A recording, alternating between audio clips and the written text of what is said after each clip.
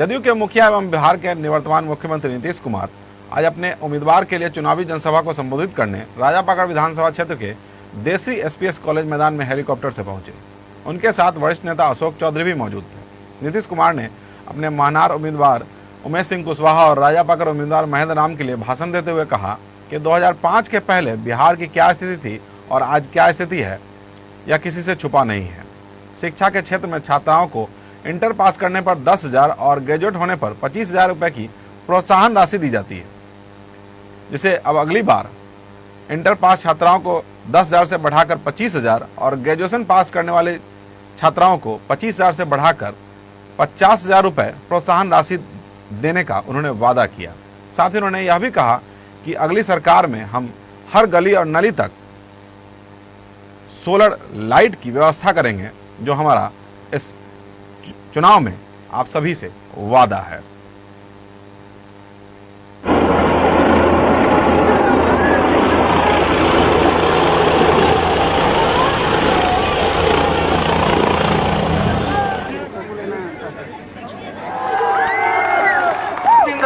नीतीश कुमार जिंदाबाद, नीतीश कुमार जिंदाबाद। अरे आप तो भी अब यही माला पहना देते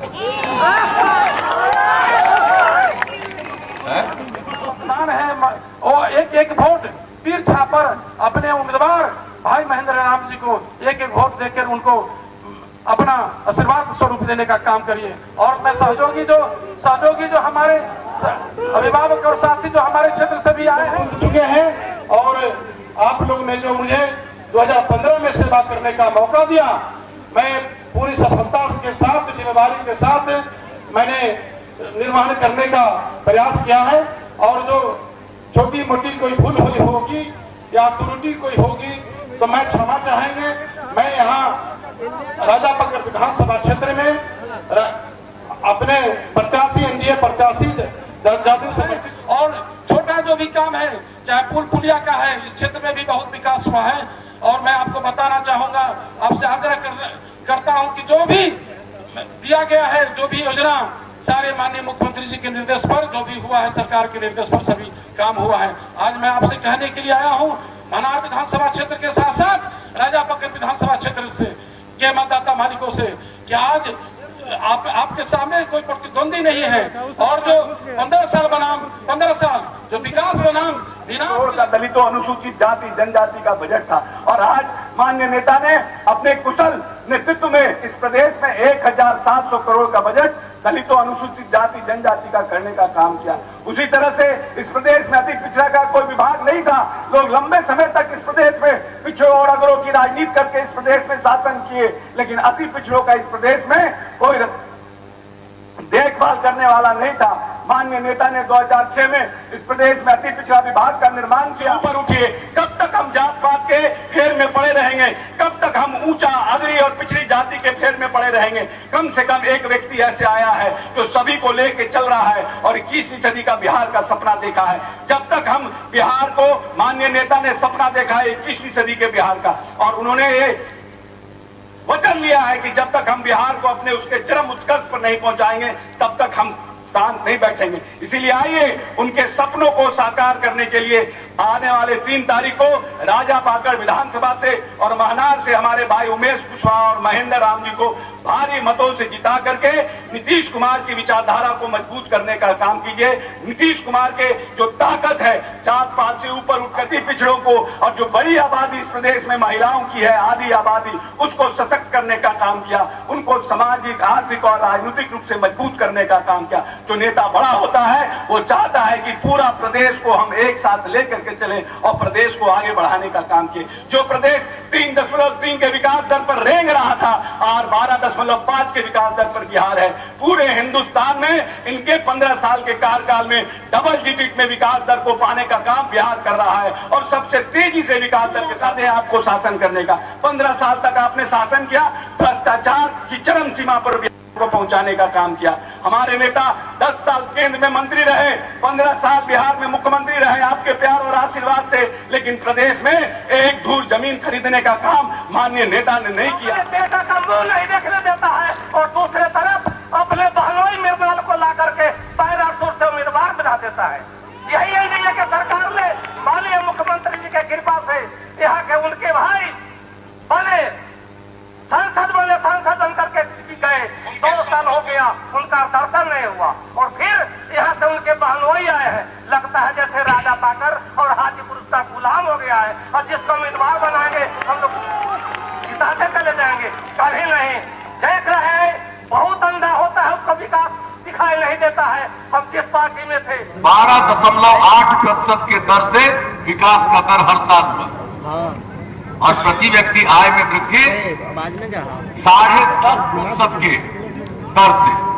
तो हम लोगों को अपराध का नियंत्रण, विकास का काम और समाज में सब लोगों को महत्व देने के लिए जो काम शुरू किया, जब सबसे पहले काम का मौका मिला तो हमने क्या किया, पंचायती राज संस्थाओं में, नगर निकायों में जो चुनाव था उसके लिए कानून बनाया, उसके पहले ऑर्डिनेंस जारी किया और उसके पहले जो 2000 में पंचायत का चुनाव करवाए थे, किसी को आरक्षण दिया था और जब हम लोगों को मौका मिला हमने महिलाओं के लिए 50% आरक्षण, अनुसूचित जाति 16%, अनुसूचित जनजाति 1% और अति पिछड़े वर्ग के लोगों को 20%।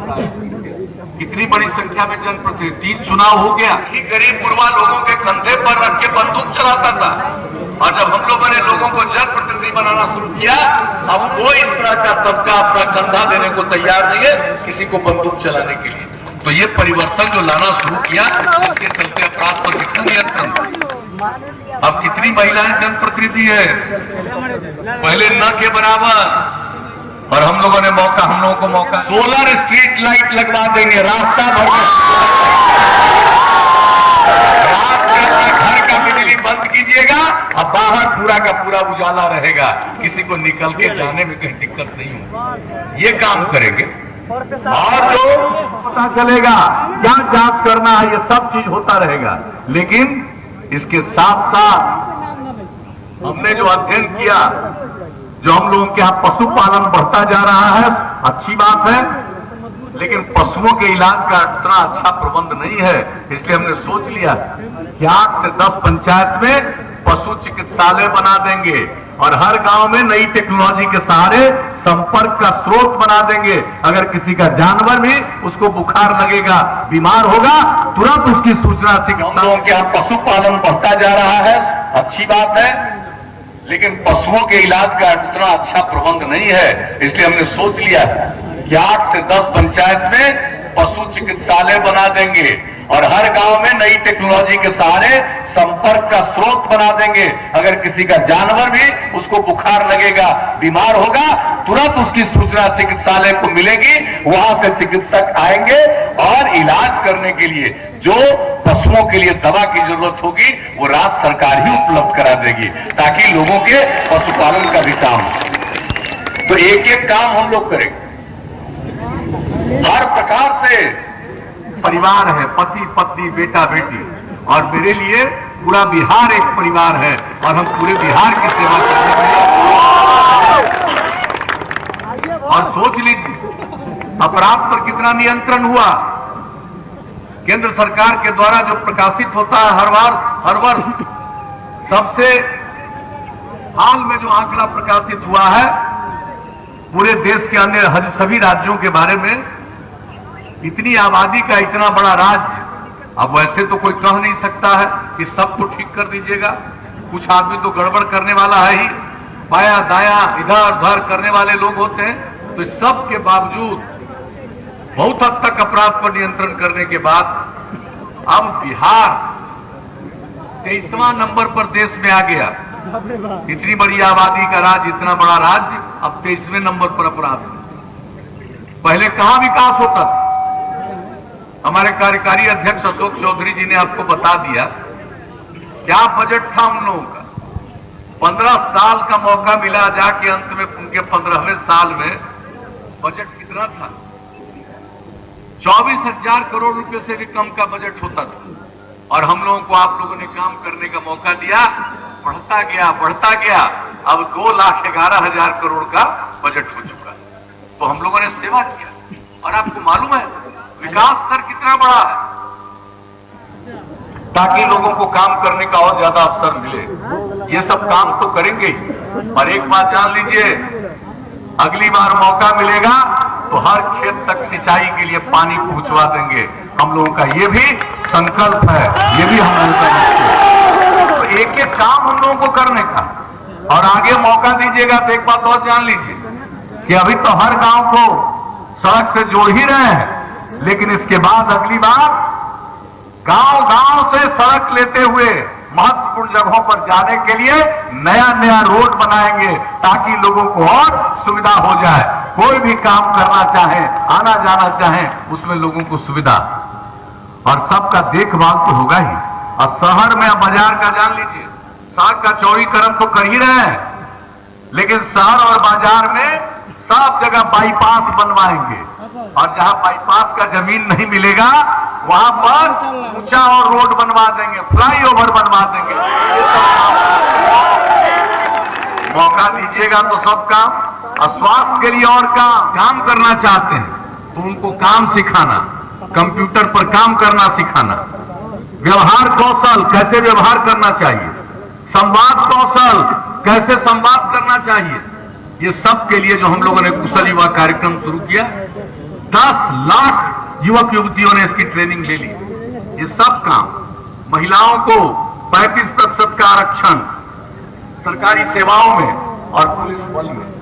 अरे पहले पुलिस बल में महिला दिखती थी, अब जहां जाइए पुलिस बल में महिला दिखती है, और इतनी महिला दिखती है जितना शायद ही किसी दूसरे राज्य में दिखती। तो सबको इज्जत, और उसमें क्या काम है बराबर। और आपको मालूम है, जब हम लोगों ने इसका सर्वेक्षण कराया था तब पता चला था बिहार में उस समय जब हम लोगों को काम करने का मौका मिला, उसके एक ही साल के बाद कई सर्वे,